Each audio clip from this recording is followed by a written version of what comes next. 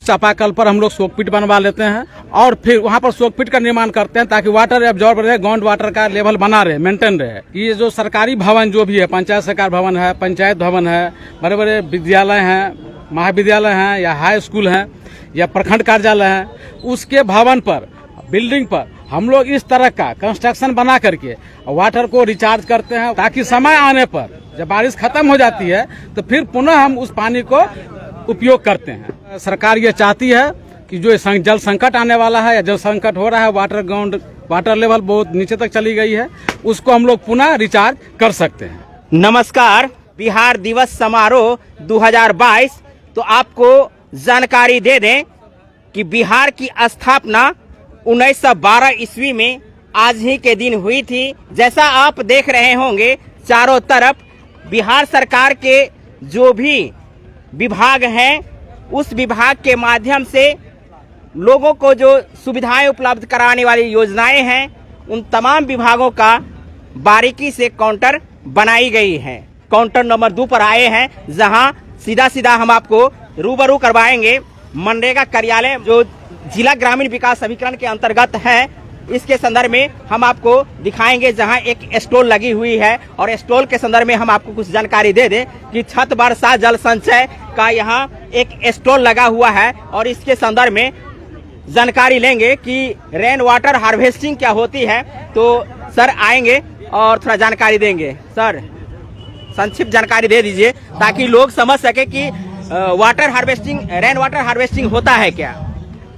ये हमारा जो स्टॉल लगा हुआ है जिला ग्रामीण विकास अभिकरण मधुबनी के द्वारा। सर अपना परिचय दे दीजिए। मेरा नाम हुआ आलोक कुमार राव। हम यहाँ रहिका प्रखंड में मनरेगा के अंतर्गत पंचायत तकनीकी सहायक के पद पर हम। जी सर, छत वर्षा जल संचय लोग समझना चाहेंगे कि ये जो आप स्टॉल लगाए हैं और इस स्टॉल के चारों तरफ हरियाली वाला पेड़ पौधा लगाए हैं, एक तरफ यहाँ एक जंक्शन भी लगा हुआ है, वहाँ फूल का वृक्ष लगा हुआ है, तो ये किस प्रकार का आइडेंटिफिकेशन है। तो ये जो मेरा छत वर्षा जल संचय है, रेन वाटर हार्वेस्टिंग, वर्षा के समय में, बारिश के मौसम में जब बारिश छत पे से पानी गिरती है और वह वेस्टिंग चला जाता है, बेकार चली जाती है, उसको हम लोग संचय करने के लिए, स्टोरिंग करने के लिए छत के चारों ओर एक रेलिंग बना करके उसको एक रेलिंग बना करके चारों साइड से उसको हम पाइप के द्वारा एक टैंक में लाते हैं। उस टैंक के बाद फिर हम लेके उसको एक पीट बनाते हैं। उस पीट में क्या होता है सर? पीट ये होता है कि एक गड्ढा नुमा होता है जिसका गहराई कम से कम 10 से 12 फीट होती है जी। उस 10-12 फीट में जा करके पानी को हम लोग स्टोर करते हैं। वाटर रिचार्जिंग जिसे कहते हैं। रिचार्जिंग कहते हैं। उस वाटर रिचार्जिंग को हम लोग फिर पुनः उपयोग, उसका रीयूज करते हैं। केवल ड्रिंकिंग वाटर में हम प्रयोग नहीं ला सकते हैं, बाकी सारे काम जैसे होते हैं, जैसे हम खेत खलिहान को पटा सकते हैं, छोटे मोटे गार्डनिंग का काम हम लोग कर सकते हैं, उसमें पटवन का काम कर सकते हैं। उसके बाद हम लोग उसको हम लोग कार वाश भी कर सकते हैं, मोटरसाइकिल वाश भी कर सकते हैं उस पानी से। तो जैसा सर लाभ सर बता रहे हैं कि ये छत वर्षा जल संचय है, जिसके माध्यम से यानी रेन वाटर हार्वेस्टिंग के माध्यम से वाटर रिचार्जिंग एक तरफ, तो दूसरी तरफ जब वर्षा के समय में पानी वेस्ट हो जाता है तो उस पानी को संचय करने के लिए मनरेगा के एक योजना है, जिसके माध्यम से छत के वर्षा के पानी को कलेक्ट किया जाता है। तो आप देख सकते हैं ये जंक्शन बनाई गई है और यहाँ छत से सीधा पानी यहाँ जंक्शन में आती है और यहाँ पीट रिचार्ज किया गया है। यानी जो पानी हम लोग बाहर निकालते हैं धरती के अंदर से, वो पानी, वर्षा का पानी यहाँ जंक्शन के माध्यम से सीधा जमीन के अंदर जाती है, तो इससे पानी रिचार्ज होता है। यानी हम जितना प्रयोग करना चाहते हैं बाहर निकाल के, उतना ही इसके माध्यम से अंदर जाती है। क्या इस प्रकार का ही कार्यक्रम है? यही इसमें है और यह जल जीवन हरियाली का बहुत महत्वपूर्ण अंग है।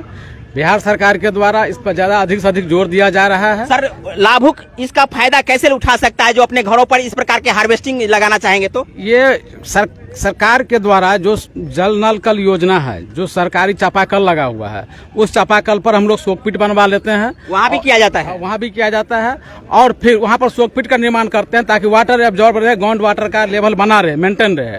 और एक होता है कि ये जो सरकारी भवन जो भी है, पंचायत सरकार भवन है, पंचायत भवन है, बड़े बड़े विद्यालय हैं, महाविद्यालय हैं या हाई स्कूल हैं या प्रखंड कार्यालय हैं, उसके भवन पर, बिल्डिंग पर हम लोग इस तरह का कंस्ट्रक्शन बना करके वाटर को रिचार्ज करते हैं, वाटर लेवल ग्राउंड में बना के रखते हैं, ताकि समय आने पर जब बारिश खत्म हो जाती है तो फिर पुनः हम उस पानी को उपयोग करते हैं। तो ये है मनरेगा के माध्यम से बहुत ही बहुविकल्पिक योजना, जिसके माध्यम से वाटर का जो आज क्षय हो रहा है, जल संकट का जो समय आने वाला है, जैसा दिख रहा है आने वाले समय में जल संकट का समय जो लोगों को दिख रहा है, सरकार को दिख रहा है, उससे लड़ने के लिए ये बहुत बड़ी योजना है।